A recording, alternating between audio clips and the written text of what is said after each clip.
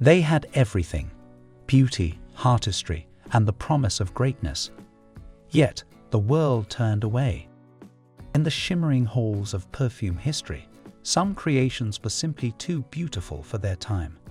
They were daring when the world wanted safe, poetic when the world wanted simple. And so they faded, quietly, elegantly, into obscurity. Today, we're rediscovering 10 beautiful perfumes that failed miserably despite their charm. Each one was a masterpiece misunderstood, a fragrance that dared to dream differently and paid the price. Stay until number 1, because our final scent wasn't just forgotten, it was buried like treasure. Guerlain Mahora, 2000. We begin with Guerlain's tropical rebellion. Mahora was supposed to be Guerlain's next great chapter, lush, exotic, unapologetically sensual. But in the year 2000, the world wasn't ready. Imagine creamy tuberose and ylang-ylang blooming under the humid air of Faroe Island, rich coconut, almond and sandalwood melting into the heat. It smelled like paradise captured in a crystal bottle, and yet it arrived in a world obsessed with minimalism. Mahora was bold when the era wanted clean. Critics dismissed it as too much.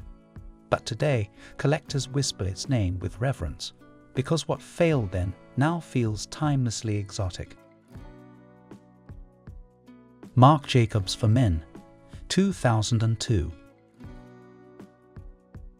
Now, we travel to early 2000s Manhattan and a designer's forgotten debut.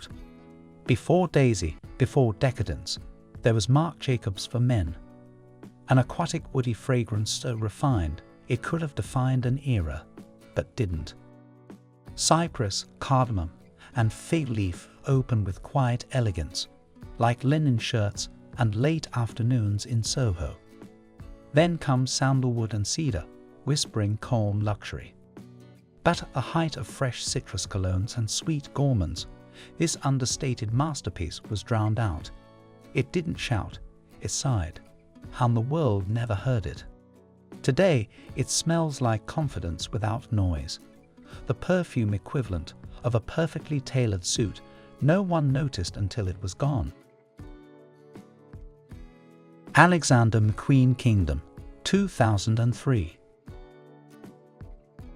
From quiet refinement to shocking provocation, Kingdom was McQueen's perfume manifesto, raw, carnal, defiant, and it was too much for most.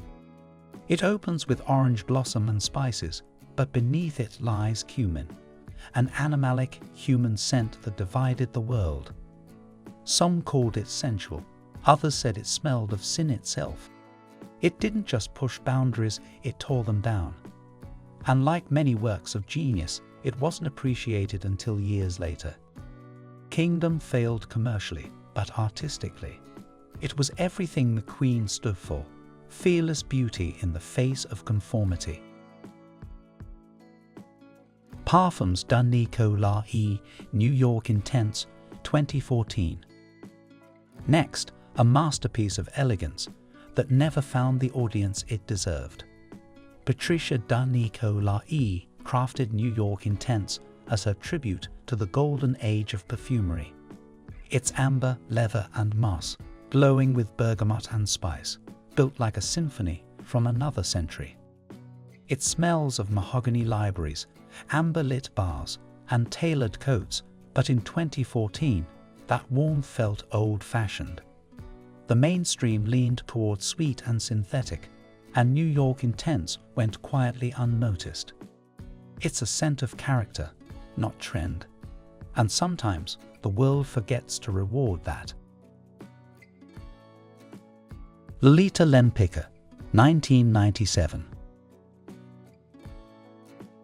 Now we enter a fairy tale, one that shimmered briefly, then faded like magic. Lolita Lempicka's debut was bottled enchantment. Ivy leaves, violets, licorice, and vanilla spun together into something whimsical and strange. It smelled like innocence meeting temptation, like fairy tales written in ink and sugar. The apple-shaped bottle became iconic, the scent unforgettable, but the world moved on. Changing regulations, reformulations, and shifting tastes pushed this dream into the background. Yet to those who remember, Lolita Lempicka isn't just a perfume. It's nostalgia itself, bittersweet, beautiful, and gone too soon. Aramis New West for her, 1990. From fairy tales to a forgotten pioneer of freshness. Before the oceanic wave took over the 90s, New West for her was already there. Salty air, melon, and herbs wrapped in soft musk.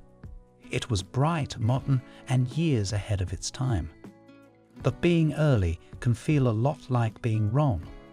Audiences didn't yet understand this new kind of freshness.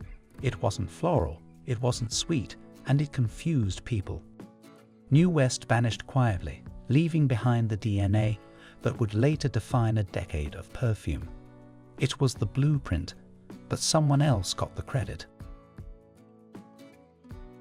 Estée Lauder Tuscany per Donna, 1993. Now we travel to sun-soaked Italy through the eyes of Estée Lauder's forgotten muse. Tuscany per Donna was radiant, mandarin, rose, and jasmine glowing over amber and sandalwood. It was warmth in a bottle, a Mediterranean dream draped in silk. But 1993 wanted something more assertive, the age of powerhouse scents and brash modernity. Tuscany's grace felt too gentle, too classic. Today, it's rediscovered as a whisper of vintage sunshine, proof that subtlety never truly goes out of style. Puig Quorum, 1982. Now we enter the 1980s, where one fragrance stood proud and fell hard. Quorum was bold, masculine, and unapologetic. Leather, pine, tobacco, and oak moss in perfect harmony. It was the scent of power ties, wood-paneled offices, and ambition. But as decades passed, its proud strength became labeled old-fashioned. Quorum didn't fail because it lacked beauty. It failed because the world changed. Today, it's a scent of confidence the modern era forgot. Like a jazz record collecting dust, still perfect if you take the time to listen. Hanae Mori, 1996. From power to poetry, a butterfly that flew too softly. Hanae Mori was delicate, strawberries, almonds, and soft vanilla folded into a silky floral heart. It smelled like culture in pastel tones, elegant, feminine, and luminous. But in an age obsessed with intensity, its subtle charm was overlooked. It was never loud enough to dominate shelves, yet never simple enough to blend in.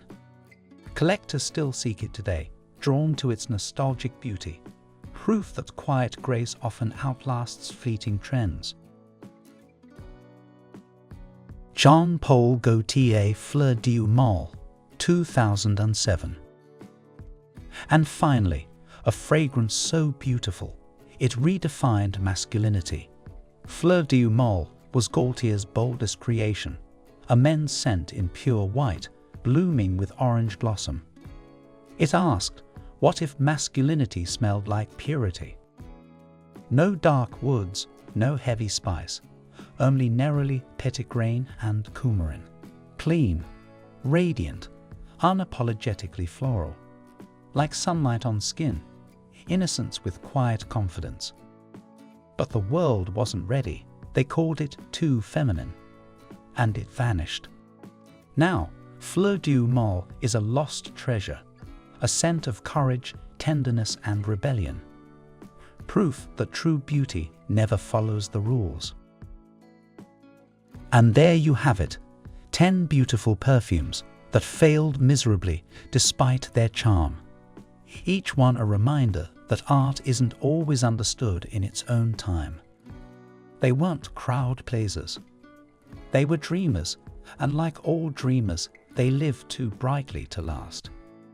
Tell me in the comments, which of these forgotten beauties do you wish would return? And if you love stories of perfume history, don't forget to like, subscribe, and ring that bell for more journeys through scent and time. Because sometimes, the most beautiful things are the ones the world never noticed.